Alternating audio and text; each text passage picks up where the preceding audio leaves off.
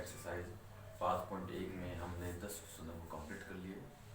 अब आपका आगे क्वेश्चन है, उसमें क्या कहेगा कि आपको गुणात्मक प्रतिलोम याद करो। तो गुणात्मक प्रतिलोम होता क्या है? देखो आपके दो प्रतिलोम आते हैं, एक तो आता है योज्य प्रतिलोम, योज्य प्रतिलोम। अब ये जो प्रतिलोम में देखो जैसे मान लो जेड कोई समिश्र संख्या है, जेड आपकी कोई समिश्र संख्या है, इसका योज्य प्रतिलोम निकालना है। का योज्य प्रतिलोम। अब योज्य प्रतिलोम होता क्या है?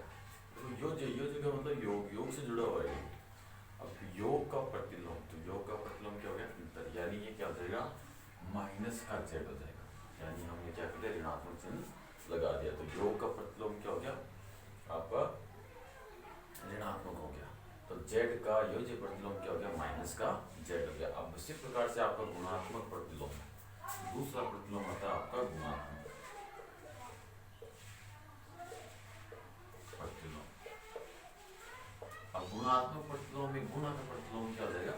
भाग हो जाएगा। तो इसमें से रहेगा जेड का गुणात्मक प्रतिलोम, तो हो जाएगा आपका 1/z। इस प्रकार से आएगा। जब हम क्या करेंगे, इन क्वेश्चनों के गुणात्मक प्रतिलोम ज्ञात करेंगे तो इस प्रकार से याद कर लेंगे। अब इस प्रकार से करेंगे तो कई क्वेश्चन ऐसे हैं जिनके बट्टा में क्या आ जाएगा? आयोटा आ जाएगा। और मैंने आपको बताया कि बट्टा में आयोटा आ जाए तो वो आपका आंसर नहीं होता। हमें क्या करना होता है? उस आयोटा को नीचे से हटाना होता है। नीचे आयोटा नहीं रखना, बट्टा के ऊपर ही रखना है। तो वही काम हम करेंगे। तो चलते हैं क्वेश्चन की ओर। तो आपका क्वेश्चन क्या दिया हुआ है? आपको 4 - 3 आयोटा, इसका गुणात्मक प्रतिलोम ज्ञात करना है। तो पहले इसको मान लेते हैं। लेट क्या मान लेते हैं? समिश्र संख्याओं को जेड से रिप्रेजेंट करते हैं, तो इसको Z1 मान लेते हैं। तो लेट Z1 बराबर 4 - 3 आयोटा। अब हमें Z1 है क्या? 4 - 3 आयोटा है, उसका गुणात्मक प्रतिलोम ज्ञात करना है। तो करते Z1 का गुणात्मक प्रतिलोम बराबर क्या हो जाएगा? आपका 1/z। तो बराबर 1/z1 क्या आपका? 4 - 3 आयोटा। अब देखो इसमें आपका बट्टा के नीचे है आयोटा आ गया, तो अब इस आयोटा को हटाना पड़ेगा। अब इस आयोटा को हटाएंगे कैसे? नीचे वाले का परिमेयकरण करके। तो 1/4 - 3 आयोटा। परिमेयकरण का मतलब हो गया कि नीचे जो दोनों पद है उन पदों को सेम रखो। तो 4 3 आयोटा, ऊपर भी और नीचे भी। अब यहाँ जो चिन्ह उसका विपरीत चिन्ह से गुणा करो, तो यहाँ प्लस यहाँ प्लस। अब देखो ऊपर नीचे गुणा क्यों किया? क्यों संतुलन आपका बना रहे इसलिए। तो एक इस पूरे से मल्टीप्लाई होगा तो ये हो जाएगा आपका 4 + 3 आयोटा बटा 4 - 3 आयोटा मल्टीप्लाई 4 + 3 आयोटा है, तो क्या होगा आपका? ये हो जाएगा a - b a + b ये फॉर्मूला। तो a का स्क्वायर माइनस 3 आयोटा का होल स्क्वायर, इस प्रकार से होगा। तो बराबर 4 + 3 आयोटा बटा 4 का स्क्वायर कितना हो गया? 16 हो गया, माइनस 3 का स्क्वायर हो गया 9, और आयोटा का स्क्वायर हो गया आयोटा स्क्वायर। अब आयोटा स्क्वायर का हम मान लिख सकते हैं। आयोटा स्क्वायर का मतलब होता है माइनस का 1। आपका 1/z1 आ जाएगा बराबर हो जाएगा 4 + 3 आयोटा बटा, देखिए यहाँ 16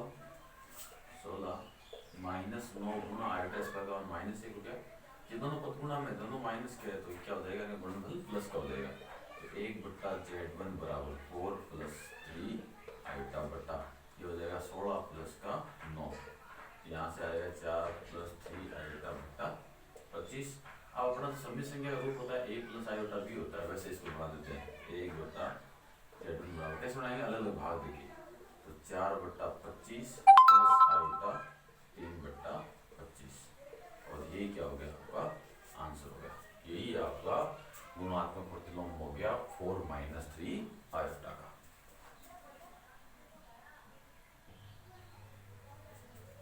अब आपका नेक्स्ट क्वेश्चन है क्वेश्चन नंबर 12, उस पर डिस्कस करते हैं।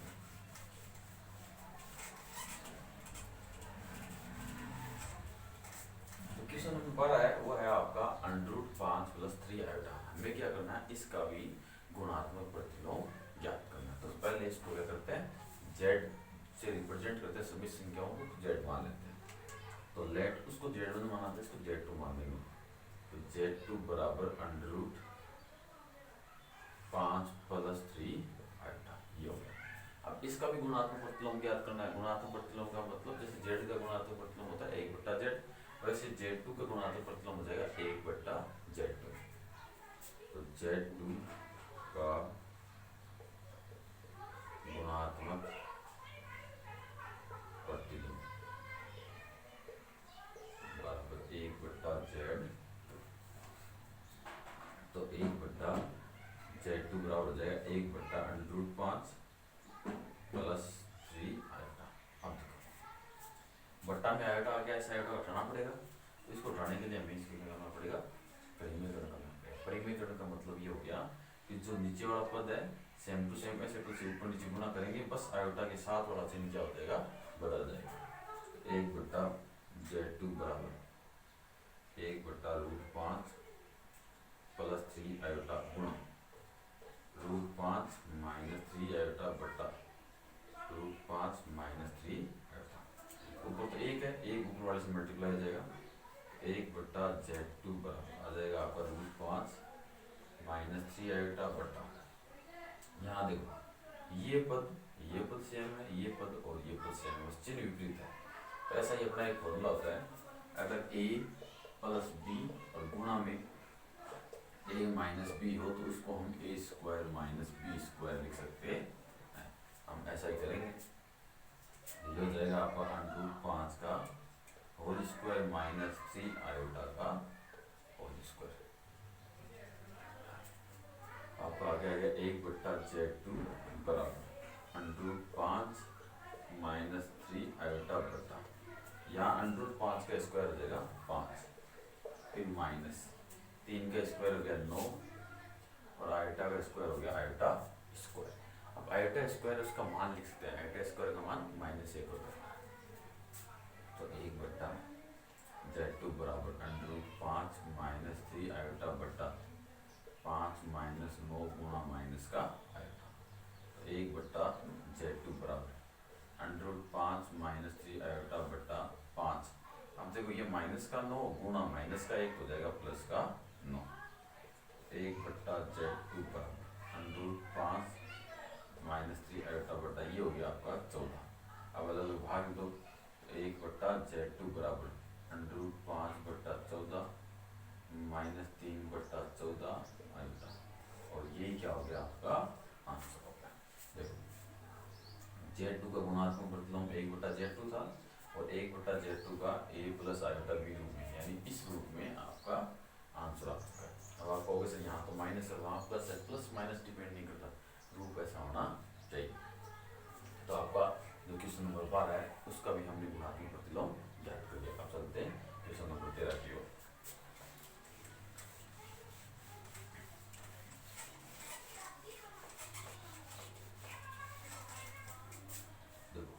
क्वेश्चन नंबर 13 है, उसमें है माइनस का आयोटा। तो इसको पहले z मान लेते हैं। तो लेट z3 बराबर माइनस का आयोटा, इसका भी हमें गुणात्मक प्रतिलोम ज्ञात करना है। तो सेम तरीके से कर लेंगे। z3 का गुणात्मक प्रतिलोम बराबर 1/z3। ऐसे मान लेते हैं 1/z3 बराबर हो जाएगा 1/z3 का मान माइनस का आयोटा। अब देखो बट्टा के नीचे फिर आयोटा आएगा। अब इसमें तो केवल आयोटा आयोटा है, तो कैसे है?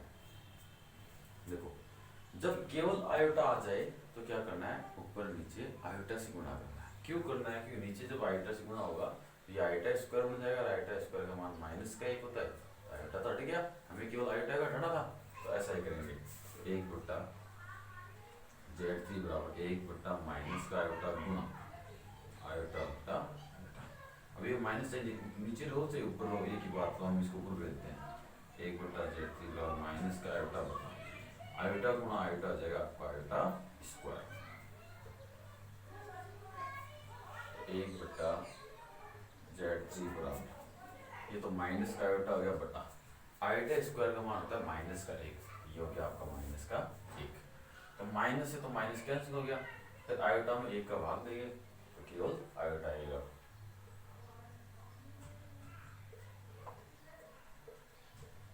बराबर आयोटा, और यही क्या हो गया आपका आंसर हो गया। तो आपके जो क्वेश्चन थे गुणात्मक प्रतिलोम ज्ञात करने वाले वो सारे क्वेश्चन कंप्लीट हो चुके हैं। अब चलते हैं आगे।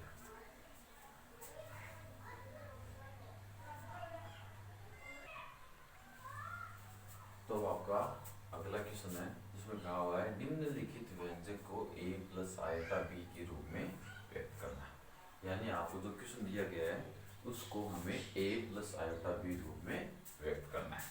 तो इसमें आपका क्वेश्चन नंबर 14 है, वो दिया हुआ है 3 plus iota root 5 into 3 minus iota root 5 बट्टा 3 plus root 2 iota minus root 3 minus iota root 3, ये दिया हुआ है। इसको a प्लस आयोटा b रूप में लिखना। तो पहले देखो ऊपरी बहुत सारे पद, नीचे बहुत सारे पद, इन सारे पदों को क्या करते हैं हल करते हैं। उसके पश्चात देखते हैं आयोटा बट्टा के नीचे तो नहीं है, अगर बट्टा के नीचे है तो आयोटा को क्या करो वहां से हटाओ, और अगर आयोटा बट्टा के ऊपर ही है नीचे नहीं है तो आपका जो होगा वही आंसर हो जाएगा। तो हम इसको स्टार्ट करते हैं। उससे पहले हम क्या करते हैं, ये समिश्र संख्या है तो इसको हम जेड से रिप्रेजेंट करेंगे। तो मान लेंगे लेट जेड बराबर 3 प्लस आयोटा रूट 5 और 3 माइनस आयोटा रूट 5 बटा root 3 plus root 2 iota minus root 3 minus iota root 2। तो जो क्वेश्चन दिया था उसको हमने क्या कर लिया, जेड से रिप्रेजेंट कर दिया, यानी मान दिया। जेड से क्यों माना, क्योंकि सभी संख्याओं को हम जेड से ही रिप्रेजेंट करते हैं। तो ये हो गया। अब इसमें जितना सोल्व हो रहा है उतना सोल्व करते हैं। तो जेड बराबर देखो आपका यहाँ 3 प्लस आयोटा रूट 5 गुणा 3 माइनस आयोटा रूट 5, यानी ये पद सेम है, बाद वाले दोनों सेम, बस चिन्ह का डिफरेंस है। अभी भी आपको एक फॉर्मूला बताया था कि a plus B into A minus B हो तो हम ऐसे इसको a square minus B square लिख सकते हैं। तो यहाँ ये फॉर्मूला अप्लाई कर देंगे। तो यहाँ आ जाएगा आपका 3 का स्क्वायर माइनस आयोटा रूट 5 का होल स्क्वायर, फिर बटा यहाँ हो गया आपका रूट 3 प्लस रूट 2 आयोटा, फिर माइनस हो जाएगा अंदर तो माइनस का root 3 minus minus plus iota root 2, ये हो गया। तो जेड बराबर 3 का स्क्वायर हो गया आपका 9 माइनस आयोटा का स्क्वायर है वो हो जाएगा आयोटा स्क्वायर और रूट 5 का स्क्वायर हो गया 5 बटा यहाँ देखो रूट 3 प्लस का है, यहाँ माइनस का रूट 3 है तो इससे आपका ये कैंसिल हो जाएगा। यहाँ रूट 2 आयोटा प्लस का, यहाँ भी रूट 2 आयोटा प्लस का, तो एक रही कितने हो गए 2, तो 2 रूट 2 आयोटा ऐसे आ गया। फिर जेड बराबर 9 माइनस आयोटा का स्क्वायर होता है माइनस का 1, वो माइनस और ये माइनस मिलकर क्या बना लेंगे प्लस बना देंगे। ये आ गया आपका 5 बटा 2 रूट आयोटा। अब 9 और 5 कितने हो गए 14, तो 14 बटा 2 रूट 2 आयोटा। अब इसमें 14 का भाग, 14 में 2 का भाग देंगे तो 7 बटा रूट 2 आयोटा। देखो अब अपना ये आंसर नहीं होगा। क्यों नहीं होगा, क्योंकि बट्टा के नीचे क्या आयोटा है तो इसको हटाना पड़ेगा। अब केवल एक ही पद है बट्टा के नीचे, बट्टा के नीचे एक ही पद है। जब एक ही पद केवल आयोटा हो तो हम नीचे आयोटा से मल्टीप्लाई करके आयोटा को हटाते हैं नीचे वाले को। ऐसा ही करेंगे। तो जेड बराबर 7 बटा रूट 2 आयोटा गुणा आयोटा बटा आयोटा। तो जेड बराबर ये तो हो गया 7 आयोटा और ये हो गया रूट 2 आयोटा स्क्वायर। अब आयोटा स्क्वायर का मान होता है माइनस का 1, तो जेड बराबर 7 आयोटा बटा माइनस रूट, इस माइनस को ऊपर तो जेड बराबर माइनस 7 आयोटा बटा रूट, और यही क्या हो गया आपका आंसर। और इस क्वेश्चन के साथ ही आपकी जो एक्सरसाइज 5.1 है वो कंप्लीट हो गई। हम सोचते हैं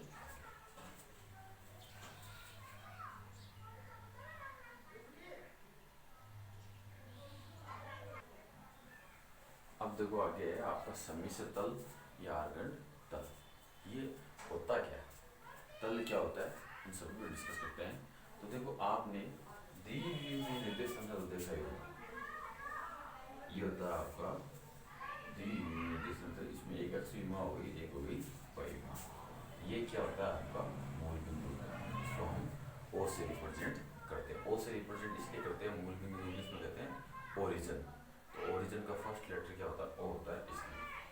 अब इसमें हम क्या करें, कहीं भी जाए तो देखो ये जो आपका द्विविमीय निर्देशांक तंत्र है वो एक ही तल में होता है। एक ही तल में मतलब जैसे ये बोर्ड आपका एक प्रकार से तल है, तो इसमें एक ही तल है ऐसे। तो इसका प्रत्येक बिंदु है, जैसे बिंदु P है, तो इसमें दो निर्देशांक होंगे, एक तो x निर्देशांक होगा, एक y निर्देशांक होगा, दो निर्देशांक ये भी। अब जैसे P बिंदु यहाँ, अगर आपका P बिंदु यहाँ होता, जैसे यहाँ P डैश कर दो, तो भी यहाँ क्या हो जाएगा, x1 और y1 हो जाएगा। अब आप कहोगे इसमें तो x माइनस का आएगा, तो x1 की वैल्यू माइनस में मान लो इधर, x1 बराबर -2 -3 इस प्रकार से। तो y1 है वो धनात्मक होता है, तो y की तरफ बढ़ाई, ये धनात्मक होता है, सेट कोई दिक्कत नहीं है। तो ऐसे बिंदु, तो ये प्रत्येक तल में कहीं भी जाओ भले कोई ना कोई बिंदु होगा, और उस बिंदु में एक x निर्देशांक होगा, एक y निर्देशांक होगा। अब अगर मूल बिंदु की इससे हम दूरी ज्ञात करें, अब ये दूरी अगर हम ज्ञात करें तो हमें दो बिंदुओं के मध्य दूरी ज्ञात करने का फॉर्मूला पता है। अब दो बिंदु कैसे हुए, एक तो P बिंदु हो गया, एक O बिंदु हो गया। O बिंदु का मतलब 0 0, जिसके निर्देशांक कितने 0 0। अब इनके मध्य दो बिंदुओं के मध्य दूरी ज्ञात करने का जो सूत्र है, उससे हम क्या करेंगे, दूरी ज्ञात कर लेंगे। अब दो बिंदुओं के मध्य दूरी ज्ञात करने का सूत्र क्या होता है, जैसे आपका एक P बिंदु है, x1 y1, एक Q बिंदु है आपका x2 y2, तो PQ जो दूरी है वो हो जाएगी आपकी अंडर में x2 माइनस x1 का whole square plus y2 minus y1 का होल स्क्वायर। इससे आपकी क्या होगी, जो PQ दूरी है वो आ जाएगी। अगर हमें OP दूरी निकालनी है, OP दूरी निकालेंगे तो ये हो जाएगा आपका अंडर के अंदर x का स्क्वायर प्लस y का स्क्वायर। इस प्रकार से हम ज्ञात कर सकते हैं।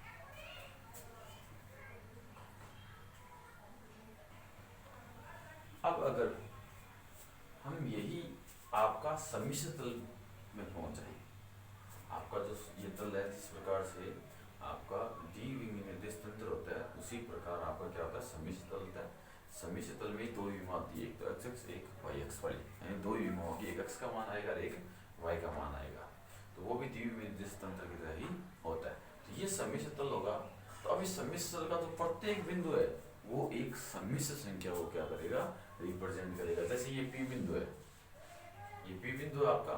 अब इसमें क्या है, हमने P मान लिया, P डैश मान लिया, कोई दिक्कत वाली बात नहीं है कि सम्मिश्र संख्या को हम Z से रिप्रेजेंट करते हैं, तो इसको हम क्या करेंगे, Z मानेंगे। तो ये आपका क्या हो गया, Z हो गया, और ये इधर आपका Z डैश हो गया, यानी Z और Z डैश एक क्या है, सम्मिश्र संख्या है। अब इसमें ये जो बिंदु हम इस प्रकार से प्रदर्शित करेंगे, इसका मतलब क्या हो गया, वास्तविक भाग, और इसका मतलब क्या हो गया, काल्पनिक भाग। इससे आपकी सम्मिश्र संख्या Z बनेगी, Z बराबर x प्लस आयोटा y, इस प्रकार से बनेगा। अगर हम ये सम्मिश्र संख्या बनाना चाहते हैं तो Z डैश बन जाएगी आपकी डैश बराबर x1 प्लस आयोटा y1, इस प्रकार से बढ़ेगी। अब अगर हमें ये दूरी निकालनी है इस सम्मिश्र संख्या की, इस मूल बिंदु से दूरी निकालनी है, तो दूरी निकालने का फॉर्मूला ये है, यानी ये दूरी होगी। अब इस दूरी को अगर जैसे दूरी निकली आपकी OP बराबर अंडर x का स्क्वायर प्लस y का स्क्वायर, इस OP का इस Z के साथ क्या रिलेशन है, तो देखो रिलेशन भी होगा। अगर इस Z का हम मापांक ज्ञात कर लें, Z का मापांक क्या होता है, अंडर के अंदर पहले का स्क्वायर फिर आएगा गुणांक का स्क्वायर। देखो दोनों सेम टू सेम है या नहीं है, दोनों सेम टू सेम आ गए। इसका मतलब OP है वो बराबर आपका मापांक ऑफ Z, OP आपका मापांक ऑफ Z के बराबर आ गया। यानी सम्मिश्र बिंदु की मूल बिंदु से दूरी है वो उस सम्मिश्र संख्या का मापांक होता है। तो देखो ये सम्मिश्र संख्या का क्या आ गया, मापांक आ गया। किस प्रकार से द्विविमीय तल होता है, तो द्विविमीय आपका निर्देशांक है उसमें सिंपल अभी तक जो हमने पढ़ा था उसमें ऐसा होता है कि कोई भी ये जैसे मान लिया बिंदु होगा उसमें x निर्देशांक होगा और y निर्देशांक होगा। जैसे ही ये सम्मिश्र तल बन जाएगा, ये सम्मिश्र तल कब कहलाएगा, जब इस तल का प्रत्येक बिंदु है वो एक सम्मिश्र संख्या को रिप्रेजेंट करेगा। हमने कह दिया कि भाई ये सम्मिश्र तल है। तो अब इसमें हमने कोई भी बिंदु लिया तो उस बिंदु तो इस प्रकार से आएगा, लेकिन ये आपका है क्या, एक सम्मिश्र संख्या है, और उस सम्मिश्र संख्या को हम इस प्रकार से लिखते हैं। फिर इस सम्मिश्र जो संख्या है आपकी, जो बिंदु आया है, उस बिंदु की मूल बिंदु से दूरी ज्ञात करके, दो बिंदु के मध्य दूरी ज्ञात करके फॉर्मूला ये है। हमने कहा भाई दूरी तो ये हो गई, लेकिन इसका सम्मिश्र संख्या से क्या रिलेशन है, तो सम्मिश्र संख्या का हमने क्या किया, मापांक कर दिया। मापांक निकला तो अपने पास उन दोनों में दूरी में और सम्मिश्र संख्या में क्या आ गया, रिलेशन प्राप्त हो गया। तो ये होता है आपका सम्मिश्र तल, जिसको हम आर्गन तल भी कहते हैं। उसके बाद में आगे भी है सम्मिश्र संख्या का ध्रुवीय रूप। ध्रुवीय रूप है, इसका मतलब ये हो गया कोण के रूप में, यानी ये सम्मिश्र संख्या है, यहाँ से कितना कोण बनाते हुए लिखी जा सकती है। यानी कोण अगर थीटा है तो इस जेड को थीटा के रूप में अपने को क्या करना है, लिखना है, तो उसको बोलते हैं ध्रुवीय रूप। कहीं भी आपका फिजिक्स में, मैथ्स में ध्रुवीय का नाम आ जाए, इसका मतलब वहाँ क्या आ गया है, कोण आ गया। तो आप सम्मिश्र संख्या का जो ध्रुवीय रूप है वो अपन नेक्स्ट वीडियो में पढ़ेंगे।